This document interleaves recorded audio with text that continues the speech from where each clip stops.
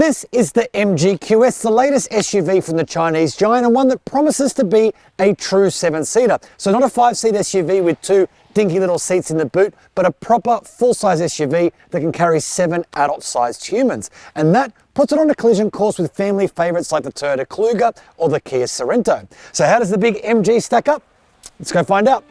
It's national drive-away pricing, at least for now, on the 2-model MG QS range, with the Excite yours for $46,990 and the Essence that we're testing setting you back $50,990 on the road. Now, in typical MG fashion, neither model is wanting for much in the spec department, but our Essence gets the lot and the kitchen sink. Outside, there are 21-inch alloys, LED lighting with fog lights, a powered tailgate, and a powered sunroof. Inside, there's leather seating, which is heated and ventilated up front, tri-zone climate control, and ambient interior lighting. Tech is handled by twin 12.3-inch screens with wireless Apple CarPlay and Android Auto. There's wireless charging too, and a 12-speaker Bose stereo. The top-spec model also gets adaptive suspension and 6 drive modes: normal, snow, off-road, sport, custom, and eco. Let's be honest, you're not going to miss the QS on the road, are you? I mean, for one, it's just very, very big, but it's also got this really bold grille treatment that, to be honest, can't quite figure out if I like it or if I think it's over the top, but I'll let you know when I know. Elsewhere, though, it is fairly traditional SUV styling, although the bonnet treatment is super aggressive, making it feel a little bit more athletic, and there is some really nice, elegant detailing through the bodywork, which just makes it look a tiny bit less big, broad, and boring. Inside, it's actually really quite nice. I love this twin screen setup. I love the fact that it's got this subtle curve through it. Makes it look quite elegant and modern. And I even like all these little dash panels and materials, which really help break up the fact that there is a lot of dash in a car this size. And I like this center console and all of its little hidden storage compartments everywhere you look. But there have been some really clever touches as well. You would think for all money that this is a soft leather panel, but actually it's a type of hard plastic. So while it doesn't feel nice, it looks nice to the eye. I think they've done a pretty good job in here. And one more thing I just want to point out quickly is the fact that in between the steering wheel and this row of switches here, you can control most functions on the screen without having to pour through 1,000 different menu items, which is always a huge tick in my book. The MG ZS is a smidge under 5 meters long, just over 1.9 meters wide, and just under 1.8 meters high, which puts it bang in the ballpark in the 7-seat SUV space. Anyway, those dimensions mean there is plenty of room here in the back seat. So I'm currently sitting behind my own 175 centimeter driving position. As you can see, miles of knee room, tons of headroom too. I should point out here that I have quite short legs, but I can shift my seat all the way forward as far as it goes, really maximizing space in the third row. And really, I've still got enough room to be comfortable.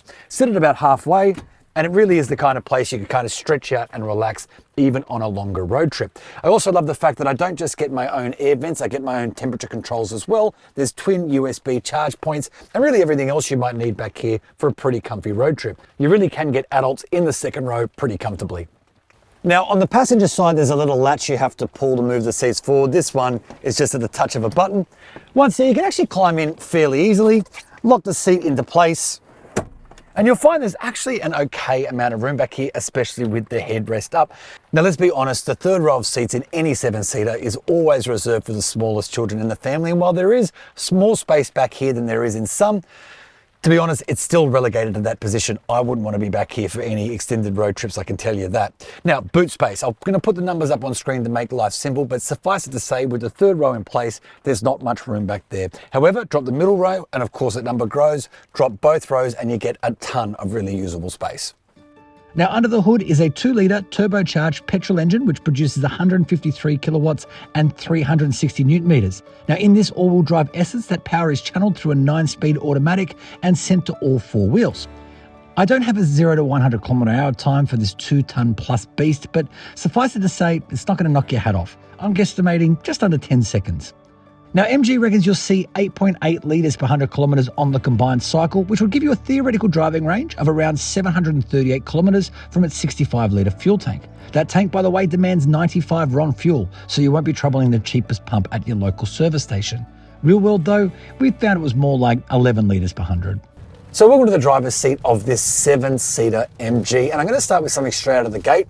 It is raining, and typically speaking, slippery roads are no friend of these turbocharged cars, especially ones in which the turbocharger is doing a lot of the heavy lifting. It can tend to light up the tyres on slippery road surfaces, but this one is the all-wheel drive version, which should give us a little bit of extra grip. So let's put that to the test, shall we? I'm going to come to a complete stop here. I'm going to plant my foot in 3, 2, 1. It takes a moment for everything to happen. There's a little bit of tire slip, but otherwise it grips up pretty well. So I suspect the front wheel drive, you'd get a lot more tire spin there, but in this all wheel drive version, the grip is pretty good. Now elsewhere, I don't know if you can hear that incessant bonging, but as usual, the safety systems in modern cars are absolutely infuriating. For some reason, it thinks that road back there has a 20km/h speed limit, and so it thinks I'm speeding, even though I'm going about 45, and so it bongs at me to tell me to slow down. You can, of course, switch all that stuff off, but my, oh my, it is so annoying. I do miss the days when we didn't have all this super invasive active safety stuff. Now elsewhere, I've got to say, I'm not totally enamored with the way this car drives. It's not that it does anything badly. It's just that there's a real lightness and almost flimsiness to the way that it steers. And it doesn't give you all that much confidence that you're in control of the car. Now I know that's probably psychosomatic, it's all in your mind, but I prefer a little bit more heft and weight to the steering, especially in a big car like this. It just makes me feel more in control of it. That said though, it makes it very, very easy to park and steer. There's no weight to the steering at all. So reversing in and out of tight spots is no dramas at all. Now the ride's pretty good too, even over these broken Marrickville road surfaces. And I gotta say, I really like the way the 9-speed automatic goes about its business as well. You don't really notice it's doing its thing, which is exactly what you want from your automatic gearbox. But there is still an undeniable kind of harshness to the way this pretty small engine moves this pretty big car. Actually, MG's done a pretty good job of deadening the sound, so it doesn't sound overly harsh in here, but you can always tell that that engine is working pretty hard to shift this big 2-ton plus SUV. And you find yourself getting fairly aggressive with the accelerator. And as you noticed before, sometimes when you put your foot down, not a lot of anything happens while you're waiting for that turbo to spool, and then eventually it all kind of kicks in. So I guess you'd sum it up by saying it's not really what you would describe as a driver's SUV, but then there's not really that many vehicles in the 7-seat SUV segment that are, right? It's got tons of space, it's a comfortable ride, it's got tons of tech, so it does tick a lot of those boxes. However, if you're someone who likes to feel a little bit of emotion behind the wheel, it doesn't deliver a lot of that. I've got no doubt you can still hear that bonging going on in the background because the car's decided that's a 40 zone, despite us being in a 50 zone, and it's decided that speed bump, we should have been going 20 Ks or under. So infuriating, that system, absolutely infuriating. But again, you can switch it off and it's not as if it's a problem unique to MG. Now there is a sport mode, which you can lock it into, and it does remove that really weird lightness from the steering. It adds just a little bit of weight, makes it feel a little bit more natural. It also makes the car a little bit less pleasant to drive. The accelerator is suddenly super responsive. The gearbox, which I really liked in its normal mode, is far too eager to kind of drop down a gear and hold the revs high. And it all just adds a little bit of harshness. So you are far better off, I think, leaving it in its auto mode, putting up with the light steering, and having a far more comfortable car. The MG QS hasn't been crash tested by ANCAP, but all the expected safety kit is on board, including 7 airbags, AEB, rear cross traffic alert, lane keep assist, and lane departure warning. But be warned, it can bing and bong at random intervals if it thinks you're speeding, or that you're not paying enough attention, or that a car in front is too close, etc, etc, etc.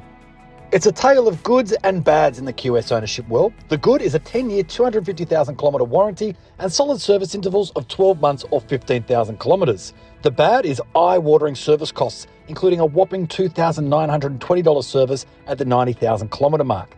All up, 7 years of servicing will cost you $6,336 in the two-wheel drive or $6,962 in our all-wheel drive, the latter averaging out at close to $1,000 per year. Now, what it lacks in driving panache, it does kind of make up for in terms of space and equipment, and there really is room for 7 proper-sized humans on board. That is, of course, if you consider me a proper-sized human. Anyway, to check out my full review on this car, head to carsguide.com.au where you'll find thousands of reviews from some of the best motoring journalists in the country.